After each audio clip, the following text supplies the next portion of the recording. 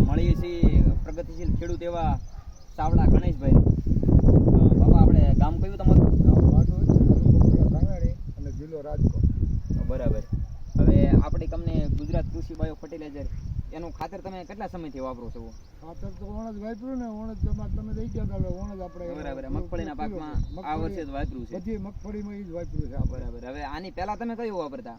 આની પહેલા તો રાસાયણિક ખાતર NP DAP વાપરતા હતા. બરોબર. હવે એમાં અને આપણા ખાતરની અંદર તમને શું ફેરફાર લાગે, શું ફાયદો શું છે? એમાં તમારા ખાતરમાં અત્યારે ફેરફાર એવો દેખાય છે મગફળીમાં કે ફૂટ અને સુકારો જેનું પ્રમાણ જે અમારે રહેતું હતું એનો થોડોક અમને નફો દેખાય છે, ફાયદો છે એમાં. બરાબર છે. અને છોડ ગ્રોથ કેવી રીતનું કરે છે? છોડ સારું તાકાત છોડ. બરાબર. ભૂયા બેહવામાં ને એમાં બધે.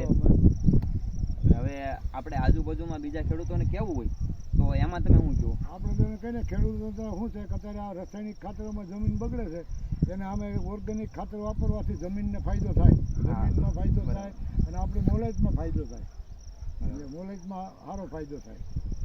ભલે કાંઈ વાંધો નહીં, આપણે આજુબાજુમાં બીજા ખેડૂતોને કહેશું કે ભાઈ વધુ વાપરવાનો આગ્રહ રાખવો છે. વધારે ઓર્ગેનિક માટે વધારે જવું પડે એવું જ છે. હા ભલે કાંઈ વાંધો નહીં.